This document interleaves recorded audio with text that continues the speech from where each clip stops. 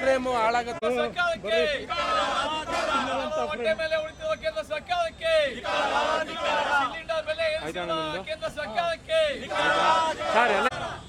ಜನಸಾಮಾನ್ಯ ಉಪೇಶ್ವರ ಹಾಲು ಮತ್ತು ವಿದ್ಯುತ್ ದರ ರಾಜ್ಯ ಸರ್ಕಾರಕ್ಕೆ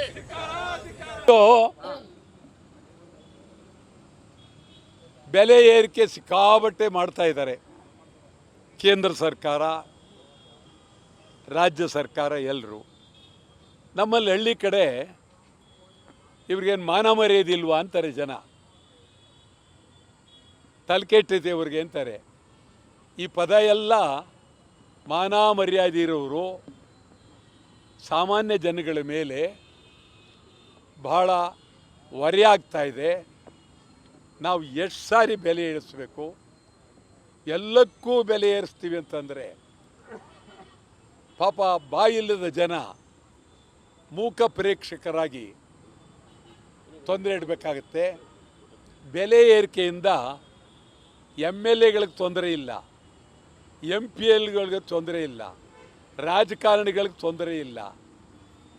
ಇದು ಸಾಮಾನ್ಯ ಜನರಿಗೆ ಭಾರಿ ತೊಂದರೆ ಅಗಾಧವಾಗಿದೆ. ನೀವೆಷ್ಟೇ ಕೂಗಾಡಿದ್ರೂ ಜನ ದಂಗೆ ಏಳಬೇಕು. ಹಿಂದೆ 2 ರೂಪಾಯಿ ಸೈಕಲ್ ತೆರಿಗೆ ಜಾಸ್ತಿ ಮಾಡಿದ್ರು ಅಂಥೇಳಿ ಬೆಂಗಳೂರಿನಲ್ಲಿ ಇಡೀ ಪ್ರಪಂಚ ನೋಡುವಂಥ ಚಳುವಳಿಗಳಾಗೋಯ್ತು. ಇವತ್ತು ಜನ ಏನಾಗಿದ್ದಾರೆ, ಹಾಲು ದರನ ಜಾಸ್ತಿ ಮಾಡಿದ್ರು ಅಂತಾರೆ, ಕಾಫಿ ಟೀ ಮಾಡ್ಕೊಂಡು ಕುಡ್ಕೊಳ್ತಾರೆ. ಕರೆಂಟು ಆಯಿತು, ಎಲ್ಲಕ್ಕೂ ಆಯಿತು, ಡೀಸೆಲ್ ಆಯಿತು, ಪೆಟ್ರೋಲ್ ಆಯಿತು. ಒಬ್ಬರಾದ್ರೂ ಪೆಟ್ರೋಲ್ ಬಂಕ್ ಹತ್ರ ಗಲಾಟೆ ಮಾಡಲಿಲ್ಲ, ಇನ್ನೊಂದು ಕಡೆ ಗಲಾಟೆ ಮಾಡಲಿಲ್ಲ.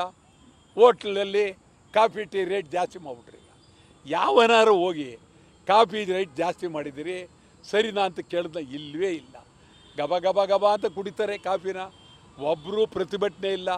ನಮ್ಮ ಜನರಲ್ಲಿ ಪ್ರತಿಭಟನೆ, ಈಗ ಪ್ರತಿಭಟನೆ ಅಂತ ಅನ್ನೋದು ಏನಾಗಿದೆ ಅಂದರೆ ರಾಜಕೀಯ ಆಗೋಗಿದೆ. ಯಾರು ಪ್ರತಿಭಟನೆ ಕರ್ನಾಟಕದಲ್ಲಿ ನಡೀತಾ ಇರೋದು? ಭ್ರಷ್ಟರ ವಿರುದ್ಧ.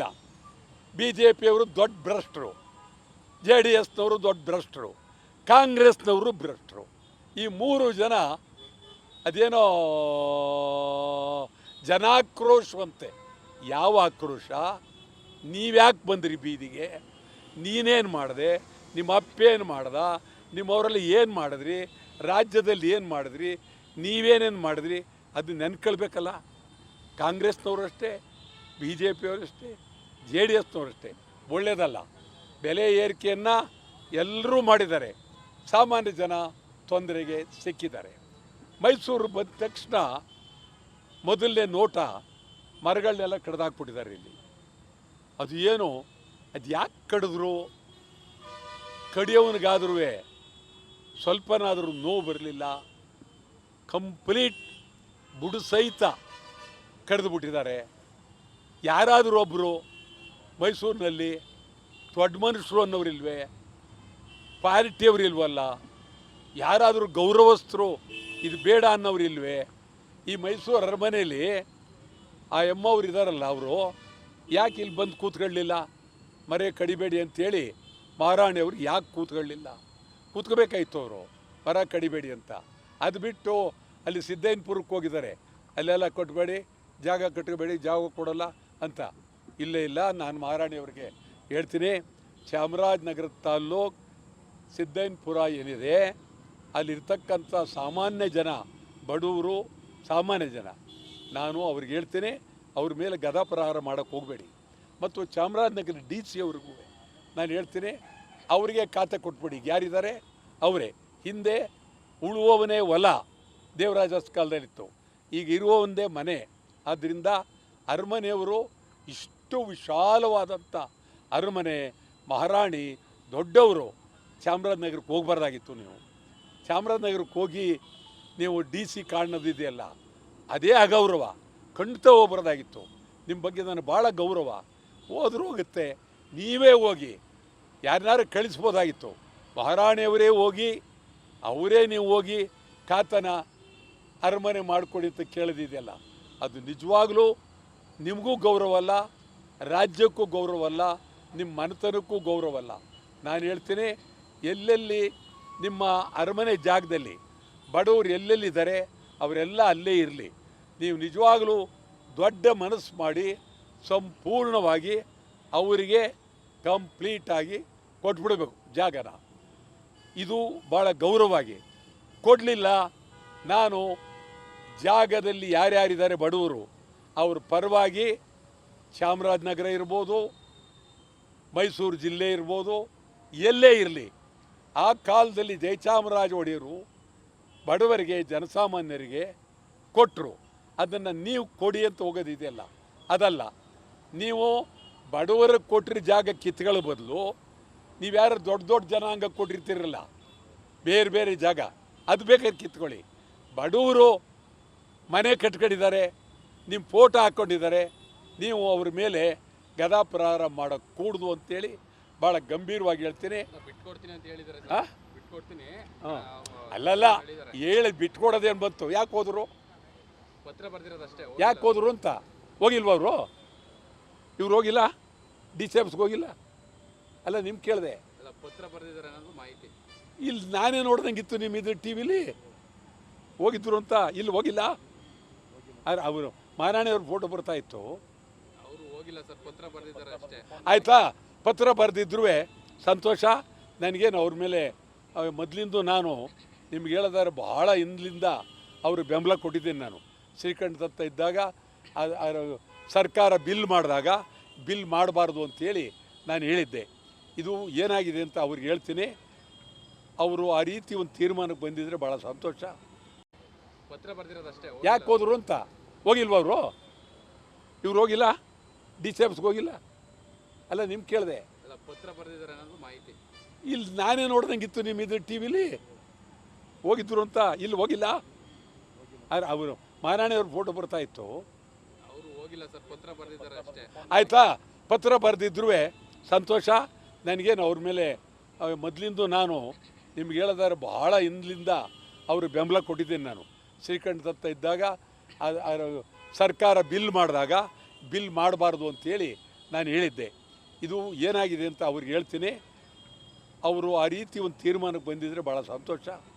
ಆದರೆ ಅವ್ರು ಏನು ಹೇಳಿದ್ದಾರೆ ಅಂದರೆ, ನಿಮ್ಮ ಹತ್ರ ಏನು ರೆಕಾರ್ಡ್ ಇದೆ ತಗೊಂಡು ಅರಮನೆಗೆ ಬನ್ನಿ ಅಂತ ಹೇಳಿದ್ದಾರೆ. ಹೌದಾ? ಎಲ್ಲಿ ಬರೋದು ಅರಮನೆಗೆ? ಅವರು ಬಿಡ್ತಾರಾ? ಯಾವ ಗೇಟ್ನಲ್ಲಿ ಬಿಡ್ತಾರೆ ಅವ್ರನ್ನ? ಬಿಡ್ತೀವಿ ಅಂತ ಹೇಳಿದ್ದಾರೆ ಸರ್. ಎಲ್ಲಿ ಬಿಡ್ತಾರೆ?